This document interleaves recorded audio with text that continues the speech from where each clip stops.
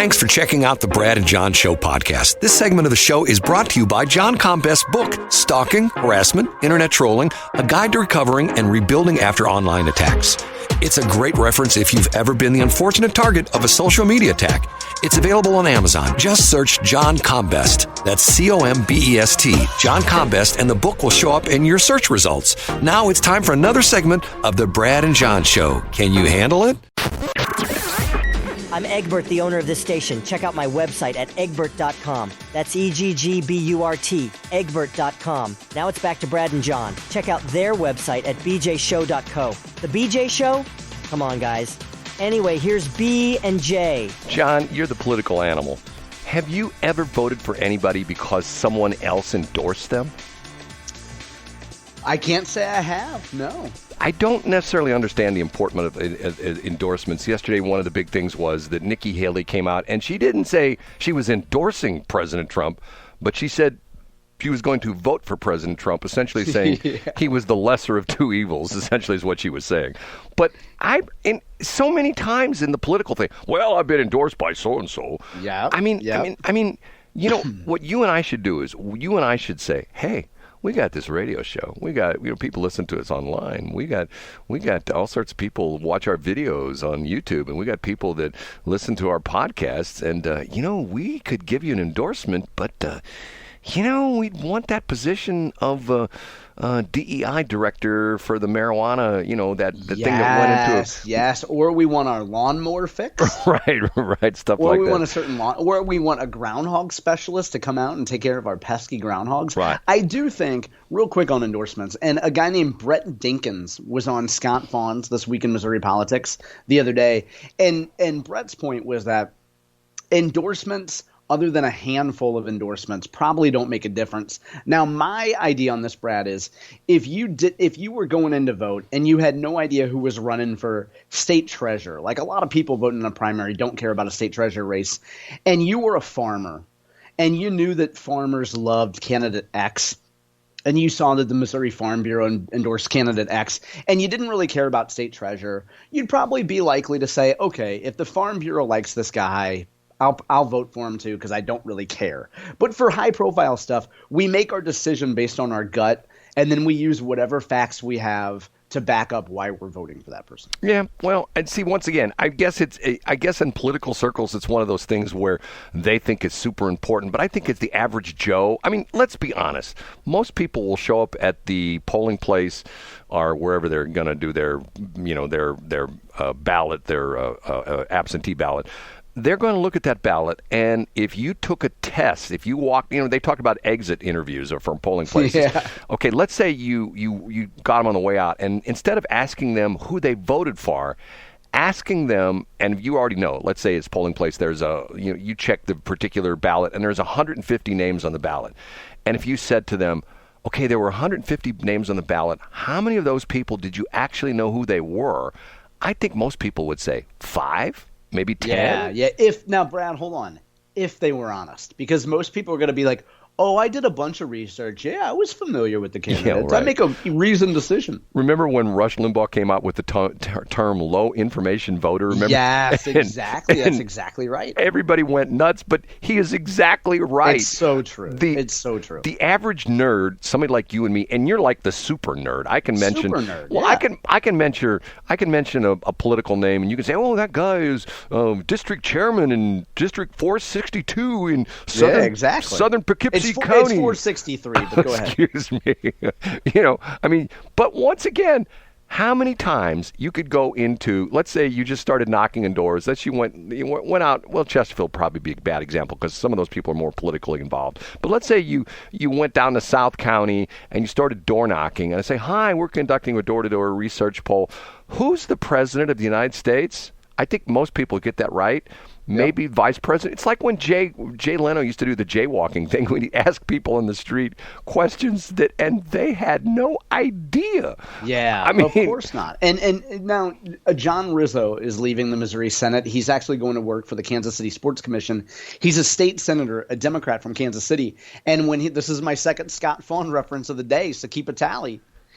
Scott, when he was on Scott's show, he was talking about the nationalization of elections. And Rizzo said that when he sees people who are Democrats in this district, they say, hey, you keep giving them hell in Washington.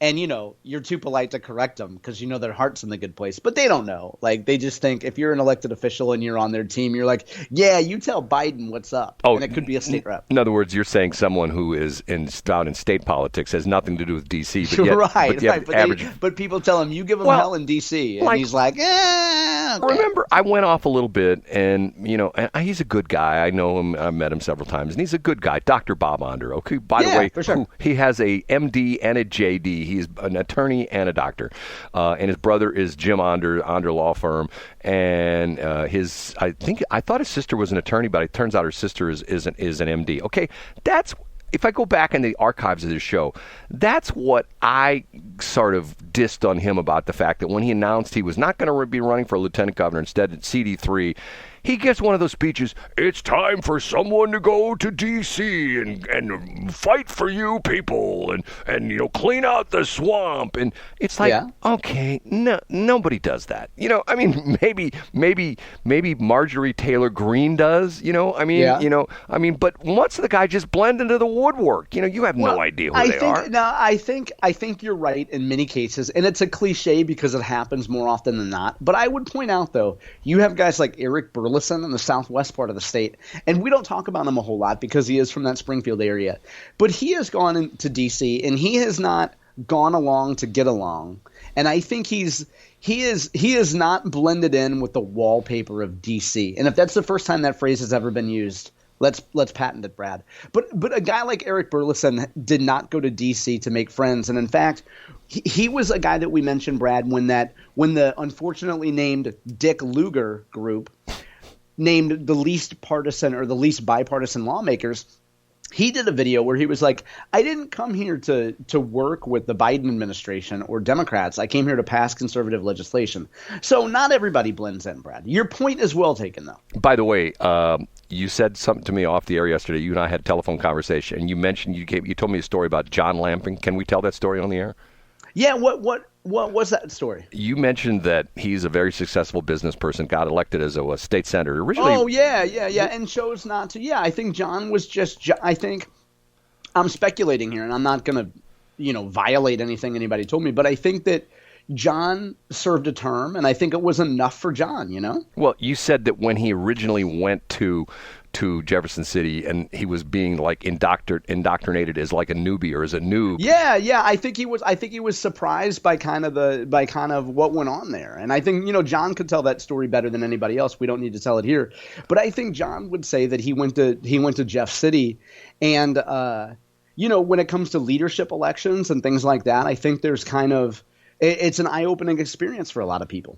John is actually being very cautious about what we actually talked about yesterday because John got a little bit more descriptive into what John Lamping felt. The great thing is when folks have conversations with me, I'm not going to talk about it online. But you're right, Brad. And to get back to Eric Burleson, I think it's a good example of not everybody goes to Jeff City or to D.C.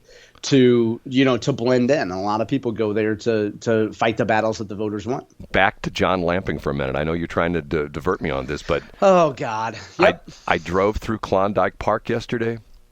Oh wow, 2:00, beautiful Thursday afternoon. Sun was shining, temperature was perfect, and guess how many cars I saw? 8.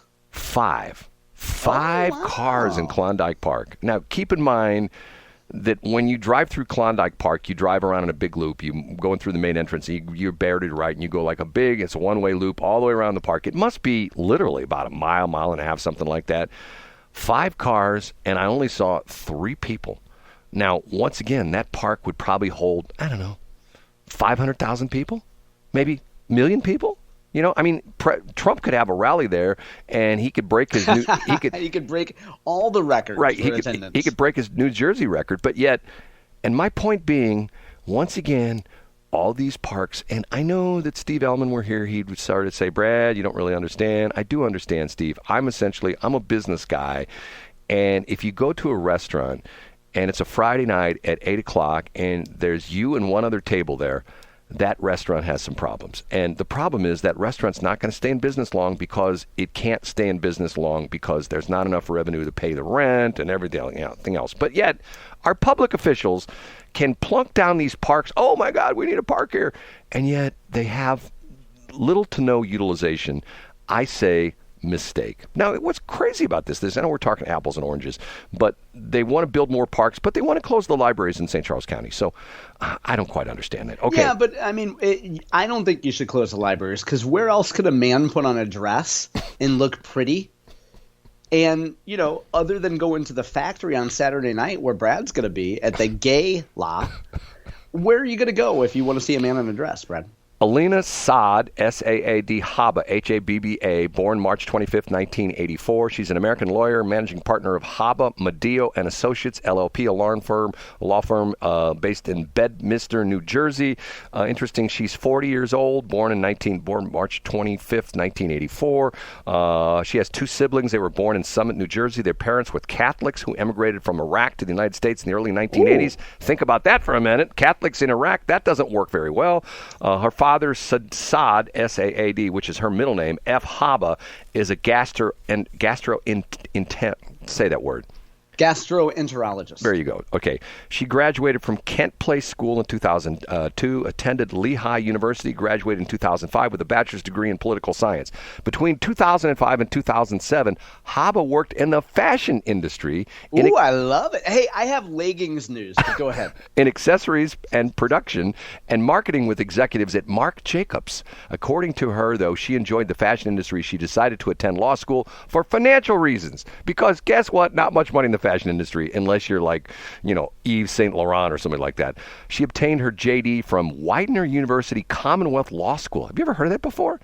In 2010. What's the name of it? Widener, W-I-D-E-N-E-R. Never heard. I know Lehigh where she went to undergrad, but I don't know Weidman. No, Widener, W-I-D-E-N-E-R. Oh, Widener, no. I don't. Widener University Commonwealth Law School. Haven't heard of that. Personal life. She described herself as, quote, very religious. She identified it as a Chaldean Catholic. What is a Chaldean Catholic? Have you ever heard of that before? No, I haven't. I haven't. Let me click on that. Chaldean Catholic. It's now you know who would know the answer to that. All jokes aside, John Lamping, he's quite Catholic. Maybe he could tell me something in confidence, and then we could talk about it on the air. Little dig there. Okay, they're ethnic Assyrian adherents of the Chaldean Catholic Church, which originates from the historic Church of the East. This gets complicated. Yeah. No, wait. So is she? I'm just from this ethnic background. Are you saying is she some kind of Persian kitty? Like what you say her family's from Iraq? Yeah. Oh, wow. Now, you know what, by the way, Don Lemon, former CNN host, just texted me and said, since she was born in 84, she's technically over the hill. So I think we should just stop talking about her. She's hit the wall. She's long gone. Remember that when he said... Once those eggs dry up, once there's nothing left in the carton, I don't have any use for it. Remember that when he said... What was he talking about? Was he talking about Nikki Haley, that she was over there? It might have been Nikki Haley. Yeah, I think it was Nikki Haley, wasn't it? Now, here's the thing, though. I'm not one to defend Don Lemon, but, he was making a point that he said past her prime, I think. Right. And just for the irony of Don Lemon, well, that works on so many levels. Can I give you a leggings anecdote for a second, Brad? Yep, go ahead. So Lululemon has had a tough go at it for the last few months, and I'm talking about company performance, stock performance.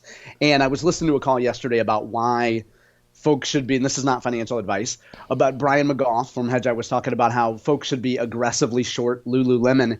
And here's why, Brad, is because Gen Z is wearing these things. They started this past spring and fall wearing what are called Gen Z pants. So if you've seen attractive young women and, women, let's say in their 20s, that are wearing baggier, almost cargo style pants, leggings are out, Brad, and they're slowly moving out. And the Gen Z is starting to prefer, instead of wearing tight leggings, which is Lululemon's bread and butter, these young women are moving toward Gen Z. And I should point out, women that are millennials who really want to be like Gen Z and Gen X women who really want to be like Gen Z are moving away from their leggings. So this is horrible news for Lululemon. And I would anticipate that it's going to have, as we get into the fall, it's going to have deleterious effects on Lululemon. And that's via Brian McGough. Anyway, I hate the trend because who wants to see a woman in baggy pants, Brad? Well, the interesting thing about it is, back in the day when I did the show with Shelley, we had this whole debate. Her and I have this whole debate, and I don't know if you remember this. This is sort of an obscure story, but if you know anything about the airline industry, if you work in the airline industry, you can travel on other airlines. Let's say you work for Southwest, and you want to go somewhere that Southwest doesn't fly. You can fly on Delta, and you have to do what they call non-rev deals. In other words, the airline people can fly for free, but it has to be like standby, stuff like that. And I have a friend of mine that was in the airline industry way back when, back in the 80s. And this particular person told me how there was a very strict dress code you had to adhere to when you flew non-rev. You could not, and it was a whole thing. I mean, at this time. And you couldn't wear leggings? Is that what Shelley was saying? No, the thing about it was a story it happened a couple years ago where two women who were flying, they were employees of an airline, and they were flying non-rev. They were flying, and they were not allowed on the plane because they had leggings on. And I'm going like, okay, leggings, what's the difference between leggings and tight pants? You know what I mean? I do know. Yeah. Well, you got to draw a line somewhere, Brad. I guess, and I could never understand that. Okay, if you put two women side by side and you had one of them that had leggings on and the other one, let's say they had like a nice pair of like tight slacks, and you put them side by side, and you said, okay, the lady on the left, she's wearing leggings. She can't fly non-rev, but the lady on the right, most people go like, okay, explain to me the difference. Well, the lady on the left is wearing leggings, and the lady on the right is wearing tight pants, and which are essentially, they're the same thing. Yeah, but here's the thing. There's a difference, and I would point out there's a difference, and you need to take very specific inseam measurements. And for the right price, Brad, I'd be able to offer a little bit of consulting service to airlines based on like photo approved, if they want me to come in and do a little inseam measurement, you know? That's John Combest. And the name of the company is Airline Gates of Heaven. Because once you get to the gate, Brad, I'll get my ruler out and we'll see what we can do. Might go hands-free. John. And I mean hands-free with audio as I'm talking back to the airline. Now, you didn't talk to Mark Lamping about that, did you? No, because he was an owner of the Cardinals, and John Lamping is a statesman. Remember when I made that video that's awesome, and you're like, I don't understand it. And by the way, that is our #1 video ever. I still don't understand it. No, I'm talking about the Mark Lamping one. Oh, the Mark Lamping one. I thought you were talking about... It was Mark and John in that video. I thought you were talking... And don't worry, I am not polluting the BJ Show channel, which folks can find thanks to Brad Hildebrand. You can go to bjshow.video and you can get all of our YouTube.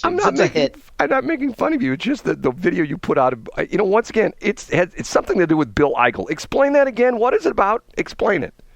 It's about how Bill Eigel was sent here to Earth by the skylight gods from up above.